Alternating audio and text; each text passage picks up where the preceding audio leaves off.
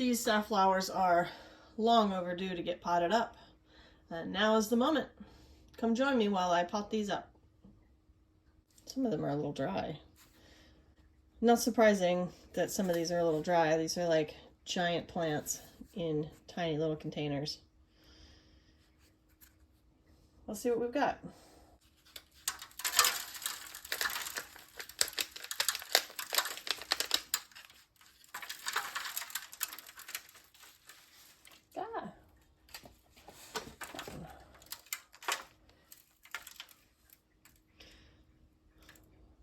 Roots are looking good. This one's a little dry. Let's get it in some fresh soil straight away.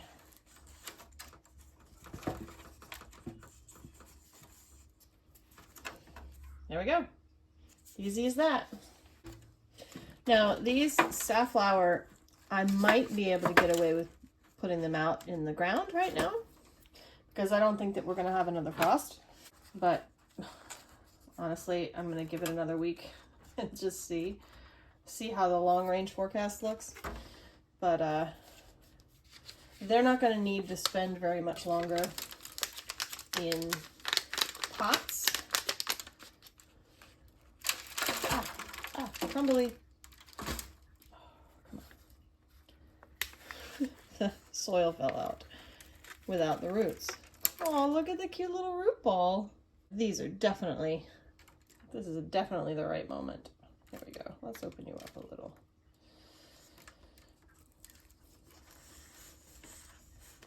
They need more soil. They're not going to need to spend very much longer in little containers because I'm going to be able to pot them, I'm going to be able to transplant them out shortly. Our average last frost date is May 7th. However, I think that we're going to be about a month ahead of that this year. So I think this past week, when we had that big snowstorm, I think that's going to be our last frost. There are no temperatures on the long range forecast, like looking a month in advance, that are below freezing or even close to freezing. Of course that can change. This is New England after all, but I think we're going to be okay. So I'm going to give these a week, maybe even 2 weeks in these little containers, and then probably just put them in the ground.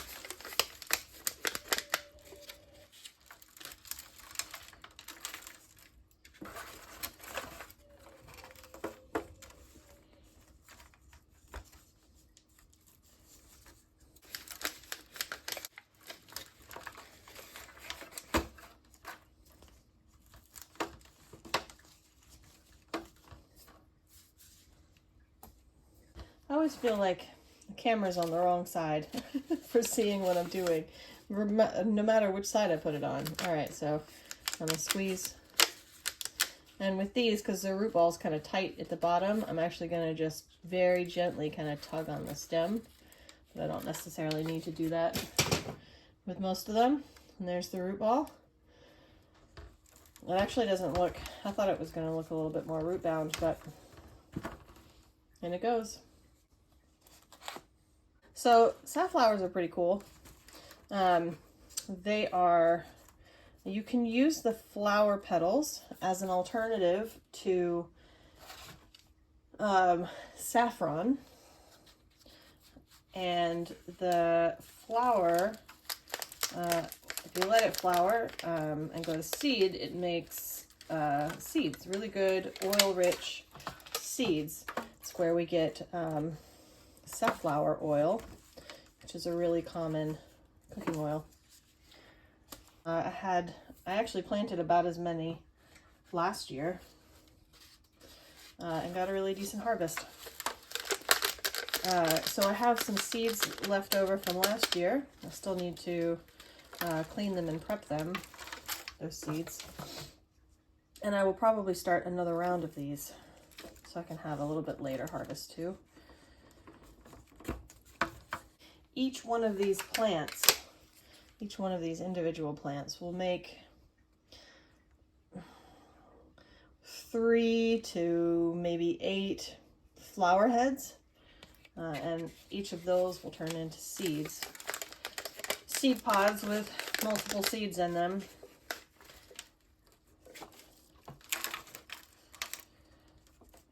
Is a full sun plant. It has a long taproot. You know, we're not talking sunflower length or anything, but it's good. You can plant it well with other plants because it reaches way down deep for its water, so it doesn't really conflict with other things in your garden. Not little root system. I started these around the same time last year. I did start them pretty early indoors, and got easily an early to midsummer flush of flowers. And then I let the seed pods dry and cure on the plant, and collected them when they were hard and brown, which was like early fall, maybe.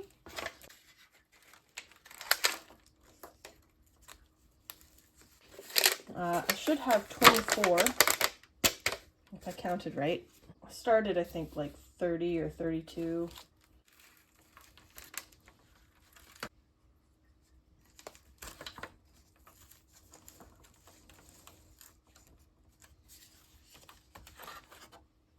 Whew, this is going pretty quick today.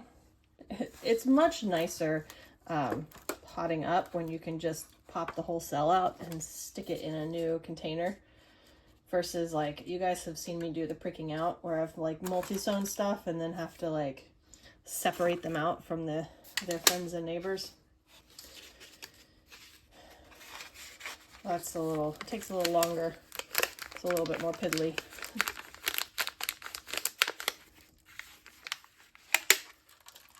This is just a much easier out of one into another kind of process. Out of one into another kind of process.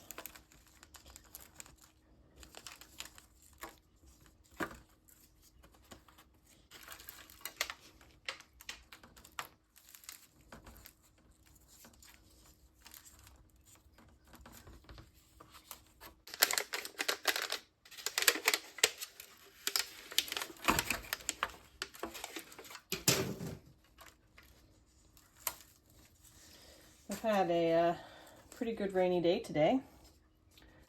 Most of the like cold season stuff, I put those outside on the table yesterday, and then didn't bring them in overnight.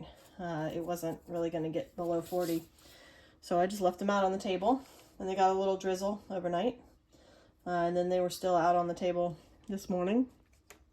And they got rained on a little bit more. And we are supposed to have some more rain tonight. So I put them in the seedling house, which is my little plastic greenhouse, temporary greenhouse. So they all got really nice rain, gentle rain, which is wonderful. Actually, not these, because I had brought these in to do this and then didn't get around to doing this. So these didn't have their rain, but I should be able to fix that tomorrow so they can get some rain. I remember how tippy this was last year. It's a little bit precarious, these little cups in here. Gardening is something that you really learn by doing, right? You can do all kinds of study, but you really just learn by doing more than any other type of learning. And I'm sitting here potting these up, and even last year, I would not have been as quick or confident or accurate about planting these. So, I mean, even in, 1 year, I have gained experience. And I can see that in how I planted these up last year versus how I planted these up this year. Come on, come on, come on, come on, come on. Whoa. Oh, these plants are gonna love their new homes. Yeah, it's so funny because these empty cells, totally damp. Like I just watered these, right? But the ones that have plants in them, are really pretty dry. And it's just amazing how much and how quickly plants will suck the water out of the soil, especially if they're in little, I mean, look at the size of this stem, right? So it's not big on the grand scale of things, but it's a big plant for this little space. Last one. That didn't take long at all. I did spend time preparing the soil in advance, including making up a new soil mix and putting it all in the cups. So that did not go into this video. But really, that didn't take long. I'm pleased. Here, I am really pleased with how well that went. I do not, let me see, did I get these shifted right? Yes. I'm not going to put vermiculite because I only really do that when I'm germinating seeds. So these are plants, so I'm not going to bother with vermiculite. They're not really in danger of hardening off. They're not in danger of damping off at this point. So I'm not too worried about it. And they don't really need water at the surface anymore. They really need water down where their roots are. So I'm not too worried about the moisture level at the surface of these plants. But I think what I'm going to do is, I'm going to spray them with water from the top to help the soil settle around the roots. And I'm also going to give them a drink of water from below. I have a feeling that after I put water on these, I'm going to have to add some soil on top, because this soil was pretty fluffy. Get one where you can see it.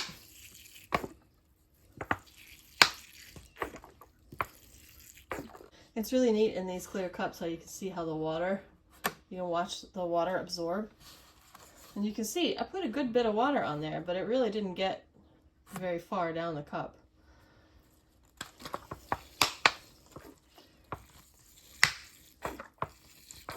See, watch.